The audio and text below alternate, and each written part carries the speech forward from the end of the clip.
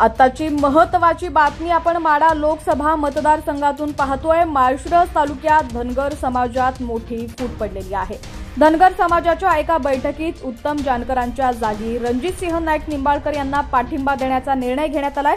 त्यामुळे उत्तम जानकर यांना मोठा धक्का मानला जातोय। आताची माढा लोकसभा मतदारसंघातली सर्वात महत्त्वाची आणि मोठी बातमी आपण या ठिकाणी पाहतोय। भाजपकडून रणजितसिंह नाईक निंबाळकर यांना उमेदवारी जाहीर करण्यात आली। त्यानंतर राष्ट्रवादी शरदचंद्र पवार पक्षाकडून धैर्यशील मोहिते पाटील यांना उमेदवारी जाहीर करण्यात आली। दोघांनी आपले उमेदवारी अर्ज देखील दाखल केले।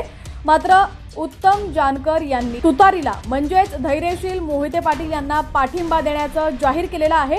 मात्र या निर्णयानं माळशिरस तालुक्यातील धनगर समाजात फूट पडलेली आहे। धनगर समाजाच्या एका बैठकीत उत्तम जानकरांच्या जागी रणजितसिंह नाईक निंबाळकर यांना पाठिंबा देण्याचा निर्णय घेण्यात आलाय। त्यामुळे उत्तम जानकर यांना हा मोठा धक्का मानला जातोय।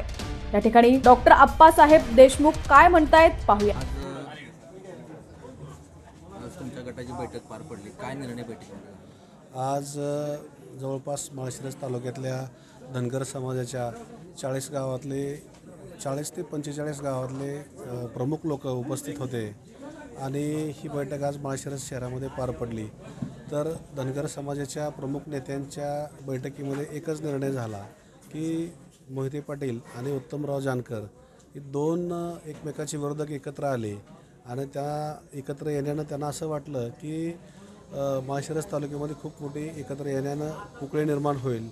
पण तसं न होता उलटं माळशिरस तालुक्यातली धनगर समाज आणि तालुक्यातला जो पश्चिम भागातला धनगर समाज आहे त्याच्यावर खरंच अन्याय झाला आहे। तो खूप ताकदीनं ह्या निवडणुकीमध्ये उतरलेला आहे आणि येत्या 7 तारखेला खासदार रणजितसिंह नाईक निंबाळकर यांना एक कमीत कमी तालुक्यातून 1 लाखापेक्षा जास्त मतदानाचं लीड मिळेल अशी आशा सर्वांना आहे।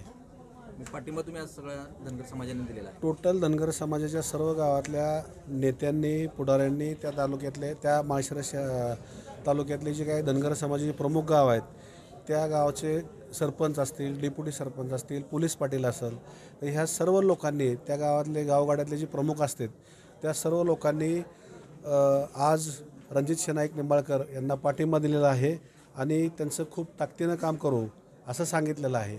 आणि जे काही परवा माळशिरस तालुक्यात जी नाट्यमय घडामोडी घडल्या त्या घडामोडीचा त्या लोकांमध्ये नाराजी आणि रोष तयार झाला। जर तुमचं 6 महिन्यापूर्वी मिटलं होतं तर तुम्ही माळशिरस तालुक्यातल्या गावाचा दौरा करून लोकांच्या गाठीभेटी घेतल्या आणि आपण काय निर्णय घ्यायचा लोकांना विचारलं।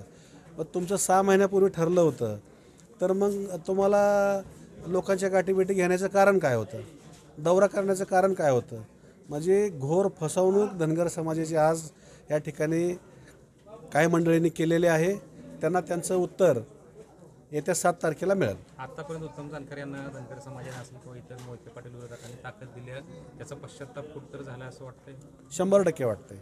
आज माळशिरस तालुक्यात 1962 पासून संघर्ष करत आलेला हा समाज आहे आणि आज तो समाज इतक्या ताकदीनं उत्तमराव जानकर साहेबांच्या पाठीमागे उभा राहिला होता आणि असंच समाजाला वाऱ्यावर सोडून एवढी मोठी चळवळ मुडीत काढणं बरोबर नव्हतं। ह्या धनगर समाज हा प्रामाणिक समाज असतो, भाबडा समाज आहे आणि ह्या लोकांनी एवढा मोठा विश्वास टाकून जर आज त्यांच्या पाठीमागे खंबीरपणे उभं राहिले असतील आणि त्या लोकांचा विश्वासघात करून असं अचानक ज्या लोकांना 60 वर्षापासूनचा पारंपरिक विरोधक समजून विरोध करत आलेत त्या लोकांना अचानक त्यांचा हात सोडून राजकीय स्वार्थासाठी जर असं जाणं बरोबर नाही। त्यामुळं समाज खूप दुखावलेला आहे।